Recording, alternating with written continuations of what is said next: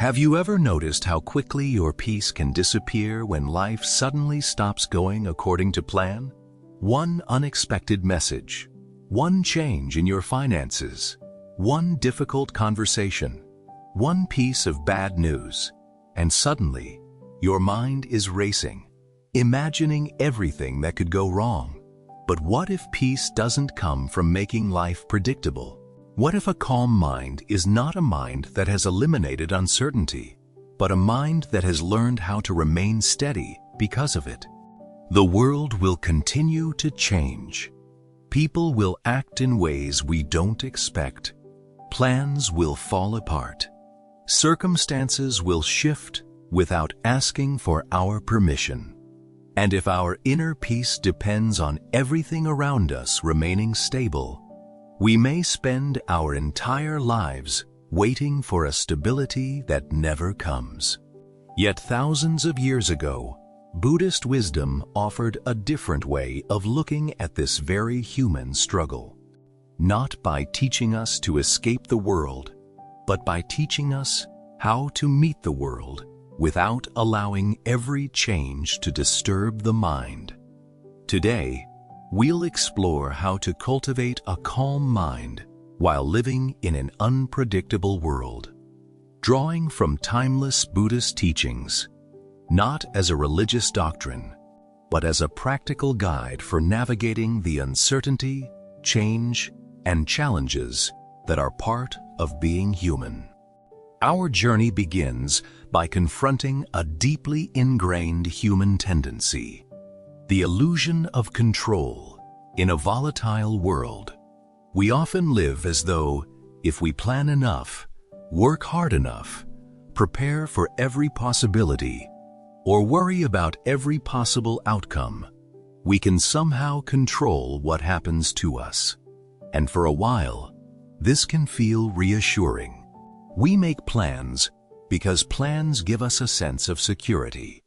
We anticipate problems because we believe that thinking about them enough might protect us from being hurt by them. But eventually, reality reminds us of something we would rather not accept. No matter how carefully we plan, there will always be things we cannot control. The Buddhist perspective gently reminds us that much of what happens in the external world is beyond our direct command.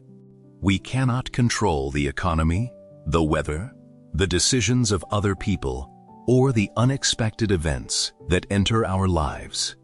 We cannot completely control how others treat us, whether our plans unfold exactly as we imagined, or even the changes that naturally take place within our own bodies as we grow older. And yet, we often exhaust ourselves trying to do exactly that. We worry about conversations that haven't happened. We replay situations that have already ended. We imagine future problems and mentally prepare ourselves for disasters that may never arrive. Clinging to the belief that we should be able to control these external forces is like trying to grasp water in your hands. The tighter you squeeze, the faster it slips through your fingers. And the harder we try to force life into behaving the way we want, the more frustrated, anxious, and powerless we can become. But this doesn't mean we should stop caring, stop planning, or stop making an effort. Buddhist wisdom is not asking us to become passive observers of our lives. Instead, it invites us to make a profound shift. Stop trying to control what cannot be controlled, and begin mastering how you respond to it. That is where our real power begins. You may not be able to prevent the waves from coming, but you can learn how to move with them. You may not control what happens, but you can become more intentional about what you do next. You may not control another person's actions, but you can choose whether you respond with anger, fear, patience, or wisdom. The true power lies not in preventing every storm, but in learning how to remain steady while the storm passes. Recognizing the illusion of control is therefore not a sign of weakness. It is the beginning of freedom. When we stop spending our energy fighting against what is already beyond our reach, we create more space to focus on what actually belongs to us: our minds, our intentions, our choices, and our actions. This understanding is not resignation. It is empowerment through acceptance. And once we begin releasing our need to control everything around us, we can turn our attention towards something much closer to home: the present moment. This brings us to the practice of awareness in the fluid present. If the past is already gone and the future has not yet arrived, then the only moment we can actually experience is this one, right now. And yet, how often is our mind somewhere else? We sit in the present while thinking about something that happened yesterday. We eat a meal while worrying about tomorrow. We have a conversation while mentally preparing for what might happen next. Our bodies may be here, but our minds are constantly traveling between memories and possibilities. Buddhist teachings place profound importance on mindfulness, the practice of paying attention, intentionally and without judgment, to what is happening in the present moment. Mindfulness does not mean forcing your mind to become completely empty. It doesn't mean having no thoughts, no emotions, or no worries. Instead, it means learning to notice what is happening within you without immediately becoming consumed by it. Imagine your mind as a vast open sky. Your thoughts, emotions, fears, and memories are like clouds moving across that sky. Sometimes the clouds are light and peaceful. Sometimes they are dark and heavy. Sometimes they seem to cover everything. But no matter how intense they become, the sky itself remains. We often make the mistake of becoming completely identified with our thoughts. We think, I am anxious, I am angry, I am afraid. But mindfulness creates a little distance between you and what you're experiencing. Instead of saying, I am anxious, you can begin to notice, there is anxiety arising within me. That small shift may seem simple, but it changes your relationship with the experience. You are no longer completely inside the thought. You are observing it. And when you observe your thoughts, rather than automatically following them, you begin creating space between what happens inside your mind and how you choose to respond. A thought can arise without becoming an instruction. An emotion can appear without controlling your behavior. A difficult moment can exist without defining your entire day. This practice can be surprisingly simple. Notice the sensation of your breath moving in and out. Listen to the sounds around you without trying to label or judge them. Feel your feet touching the ground. Notice the movement of your body as you walk. For a few moments, simply allow yourself to be where you already are. These small anchors bring the mind back from imagined futures and unfinished pasts and return it to the only place where life is actually happening, this moment. And in an unpredictable world, this ability becomes incredibly valuable. Because when everything around us is constantly changing, we need a mind that can remain present enough to meet change as it arrives. A fluid world requires a mind that can become more fluid as well. Rigidity in our thoughts and expectations creates friction. When we insist that life must unfold according to our plans, every unexpected change feels like a personal disturbance. But when we become more present, we become more adaptable. Instead of constantly trying to force life into a preconceived shape, we learn to meet each moment as it actually is. We can respond to what is happening, rather than reacting to what we fear might happen. And this moment-to-moment awareness becomes one of the foundations of a calm mind. It allows us to experience life more directly, rather than constantly experiencing it through the filter of our worries, assumptions, memories, and projections.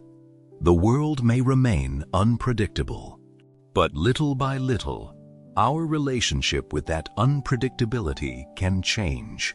And that is where a deeper kind of peace begins. This leads us directly into another profound truth of Buddhist wisdom: the impermanent flow of life. One of the core teachings of Buddhism is Anicca, the understanding that everything is impermanent, constantly changing, and always in a state of flux. Nothing remains exactly as it is forever. Not joy, not sorrow, not success, not failure, and not even our own physical forms at first.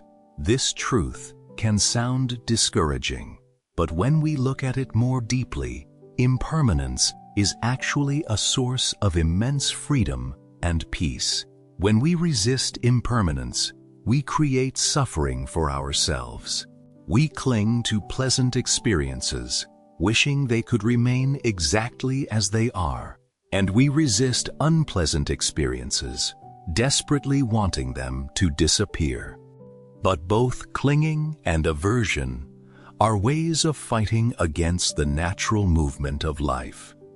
The moment we begin accepting that everything changes, something inside us begins to soften. We can appreciate beautiful moments without desperately trying to hold on to them. We can experience joy more fully because we understand that it is precious precisely because it is not permanent. And when difficult moments arrive, we don't have to believe they will last forever. We can remind ourselves, this too is changing. This too will pass. Consider a river. A river is constantly flowing. The water you see in one moment will never be exactly the same water you see in the next. If we try to reach into the river and hold on to one particular drop of water, we will inevitably fail. But if we stop trying to possess the water and allow ourselves to move with the river, we can experience the journey itself. Life is much the same. It is a continuous flow of experiences, constantly moving from one moment into another. When we deeply understand and accept this impermanent nature, our minds become less agitated by change. We stop demanding that life remain still when its very nature is movement. And from this acceptance, we begin developing something Buddhism calls equanimity, a balanced state of mind that is not easily thrown off by the constant rise and fall of life's circumstances. Equanimity does not mean that we stop feeling. It doesn't mean becoming cold, detached, or indifferent. It means learning to experience joy without desperately clinging to it, and experiencing pain without believing that pain will define us forever. This acceptance of life's flow allows us to move through the world with greater grace rather than constantly fighting against its currents. But understanding impermanence is only part of cultivating a calm mind. To make that calm more stable, we must also begin building what we might call our inner architecture. Think of a strong building. It can withstand wind, rain, and storms because it has a solid foundation and a structure designed to carry pressure. A calm mind needs something similar.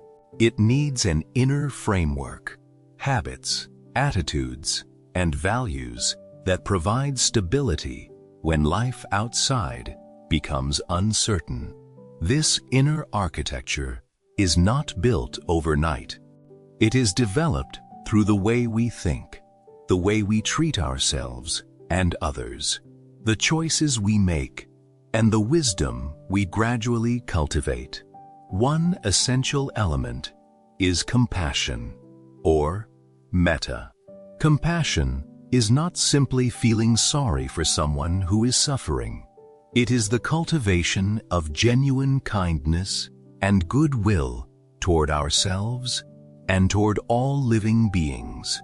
When we develop compassion, we soften the edges of our own suffering. We begin recognizing something deeply human. Everyone is trying to find happiness, and everyone is trying to avoid suffering. The person who frustrates us, the person who disappoints us, and even the person who makes mistakes, including ourselves, are all imperfect human beings navigating their own difficulties. Recognizing this shared humanity can reduce the sense of isolation that often feeds anxiety. And perhaps one of the most important forms of compassion is self-compassion. When we make mistakes, experience failure, or struggle with something in our lives, our instinct may be to attack ourselves with criticism. We tell ourselves that we should have known better, we should have done more, we should have been stronger. But ask yourself, would you speak to a dear friend the same way you speak to yourself? Instead of responding to our difficulties with harshness, we can learn to offer ourselves the same patience and understanding we would offer someone we deeply care about. This doesn't mean avoiding responsibility or pretending our mistakes don't matter. It means correcting ourselves without destroying ourselves. That internal shift creates a kinder, more supportive inner environment and a mind that is less at war with itself. Another important pillar of this inner architecture is ethical conduct, or sila. Living according to principles such as non-harming, honesty, generosity, and integrity creates a sense of inner stability. When our actions are aligned with our values, there is less conflict within us. We don't have to constantly hide from guilt, regret, or the fear that our actions will eventually catch up with us. A life lived with integrity provides a stable foundation from which we can navigate a complicated world. It allows us to go to sleep knowing that, even when life is difficult, we are trying to live in a way that does not create unnecessary harm for ourselves or others. And finally, there is the development of wisdom, or panna. Wisdom is more than collecting information or knowing Buddhist teachings intellectually. It is a deeper, experiential understanding of the way life actually works. Through meditation, reflection, and careful observation, we gradually begin to see the realities of impermanence, suffering, and non-self more clearly. We begin noticing how desires influence our reactions, how fears distort our perception, and how easily the mind can turn a temporary experience into what feels like a permanent problem. The more clearly we see these patterns, the less power they have over us. Wisdom gives us the ability to pause before reacting. Instead of immediately responding from anger, fear, or impulse, we can create enough space to ask, what is actually happening here? What is within my control? And what response would bring the least harm and the most clarity? This is how wisdom becomes practical. By intentionally building this inner architecture of compassion, ethical conduct, and wisdom, we create a mind that is more resilient, not because life becomes easier, but because we become better equipped to meet whatever life brings.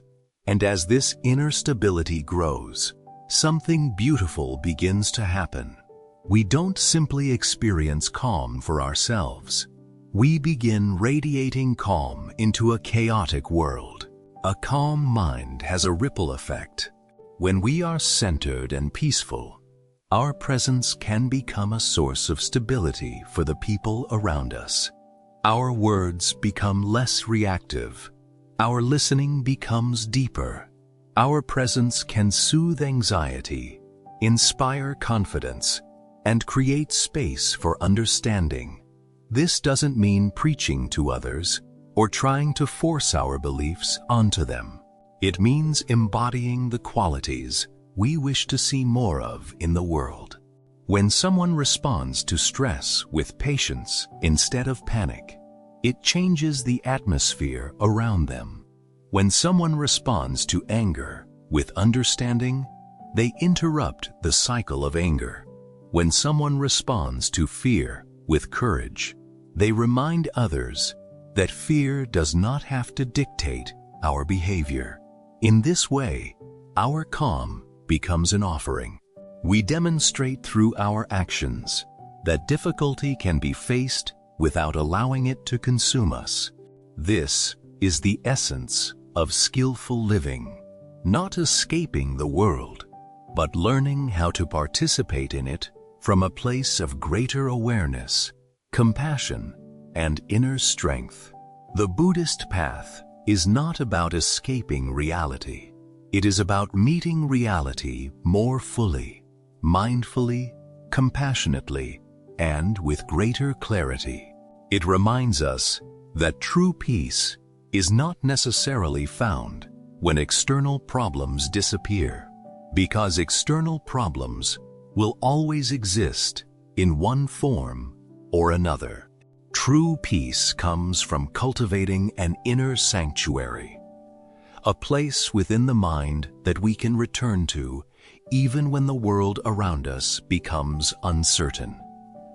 By understanding the illusion of control, becoming more aware of the present moment, accepting the impermanent flow of life, and intentionally building our inner architecture of compassion, ethical conduct, and wisdom, we gradually cultivate a deeper and more resilient calm. Not a fragile calm that exists only when everything goes our way, but a calm that can remain with us when plans change, when people disappoint us, when uncertainty appears, and when life takes an unexpected turn. The world may never become completely predictable, and perhaps it was never meant to. Our task is not to control every wave that comes toward us. Our task is to learn how to meet the waves with awareness, wisdom, and balance. Then we are no longer simply trying to survive an unpredictable world. We begin learning how to live fully within it. And perhaps, in doing so, we become a quiet source of peace, not only for ourselves, but for the people whose lives we touch. Thank you for joining me on this exploration of how to cultivate a calm mind in an unpredictable world. If these teachings resonated with you, take a moment to reflect on them, not simply as ideas to remember, but as practices you can bring into your everyday life. And if you know someone who is going through a difficult or uncertain time, consider sharing this video with them. Subscribe to Buddhism Wisdom for more reflections inspired by Buddhist teachings, mindfulness, and the journey toward greater inner peace. Your support and engagement help this wisdom reach more people who may need it. Until next time, may your mind become calmer, your heart become lighter, and may you learn to meet whatever life brings with greater peace.